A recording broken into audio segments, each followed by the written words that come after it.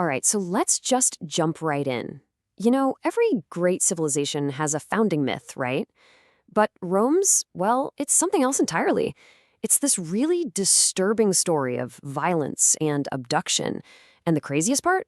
They never tried to hide it. In fact, they celebrated it as the moment their city really came to be. And that brings us to the big question, the central paradox we're going to try and unravel here. Why would they do that? Why celebrate a mass kidnapping?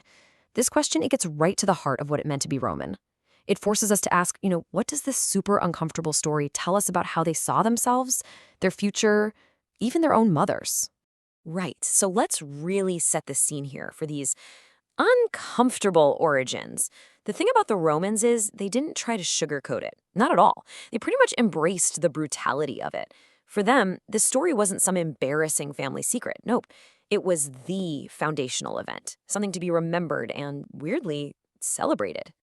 And that, right there, is the crucial point. It's the fact that they chose this story. That tells us everything. It means they saw what happened not just as a crime, but as, well, a grim necessity. A really painful but absolutely essential step to building something that would last for, 1,000 years. Okay, so the problem starts right at the very beginning. We're talking 753 BCE. Romulus has just founded his city, he's feeling pretty good about it, but he's got one massive, catastrophic problem, and it's a simple biological one. See, his strategy for building a population was actually kind of genius. He just opened the gates to anyone looking for a fresh start. Outcasts, fugitives, you name it. And men flocked there. But here's the catch. No respectable family anywhere nearby wanted their daughters to marry these guys. So Rome was basically a ticking time bomb.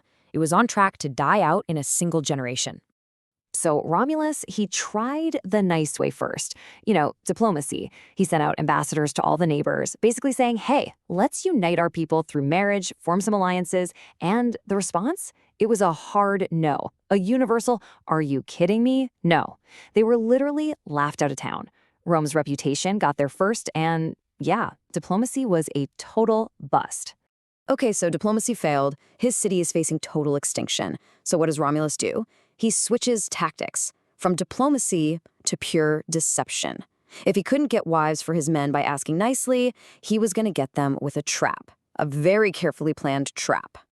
And this is where you see just how cold and calculated the whole thing was. This wasn't some spontaneous crime of passion. Oh no, this was a planned operation. Romulus announces this huge festival, the Consulia, to honor the god Neptune. There's going to be games, chariot races, the whole shebang. It was the absolute perfect cover to get all their neighbors to lower their guard and walk right in. I mean, just try to imagine the scene. Everyone's having a good time, they're distracted by the festival, and then Romulus gives the signal. He just opens his cloak, and it's chaos. Absolute coordinated chaos. The Roman men rush into the crowds, they grab the young, unmarried women, specifically them, and just carry them off. Meanwhile, their fathers, their brothers, they're completely stunned, outnumbered, and driven away. Now, it's really important we get the language right here for a second. The Latin word they used is raptio. It means seizure or abduction. Now, obviously, it's the root of our modern word rape, but its main meaning back then was kidnapping. But let's be perfectly clear, the story itself doesn't pull any punches. This seizure leads directly to forced marriage. The violence is front and center. So, what happens next? The aftermath. And this leads to all-out war and a truly impossible choice. See, the abduction wasn't the end of the story, not by a long shot. It was really just the beginning. And now the focus totally shifts to the women themselves and the just unimaginable position they've been put in. And the response from the Sabines? Well, it was exactly what you'd expect. War. Their king, Titus Tacius, gets an army together and they march on Rome. And the battle? It raged in the exact same valley that would, one day, become the famous Roman Forum. Just incredible. And then we get the most dramatic moment of the whole story. The Sabine women, who by this point have been in Rome for a while, they've started families, they have children, they run out onto the battlefield. They literally put themselves and their babies right between the two clashing armies, between their fathers on one side and their new husbands on the other.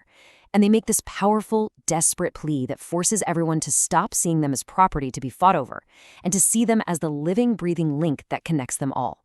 And this incredibly brave act, it does the unthinkable. It doesn't lead to a victory for either side. Instead, it leads to this really unlikely peace, a peace that would literally merge two peoples into one. What they did didn't just stop a battle, it changed the entire future of Rome. And this is the big twist in the whole tale.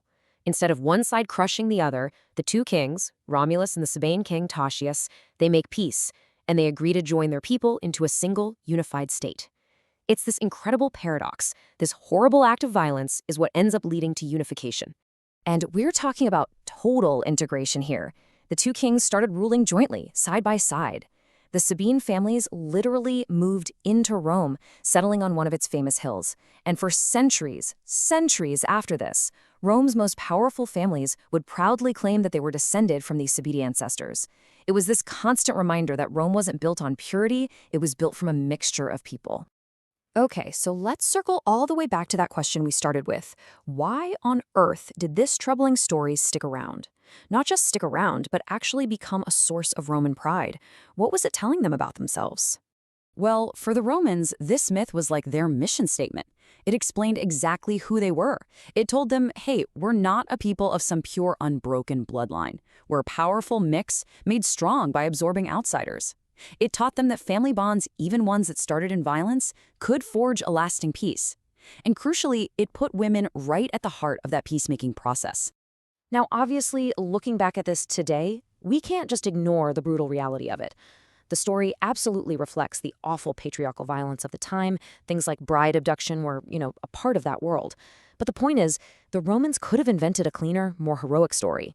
They didn't. They chose this one, with all its moral messiness. And that kind of leaves us with one last big thought to chew on. What the legend of the Sabine women really suggests is that for the Romans, their strength didn't come from some perfect, glorious past.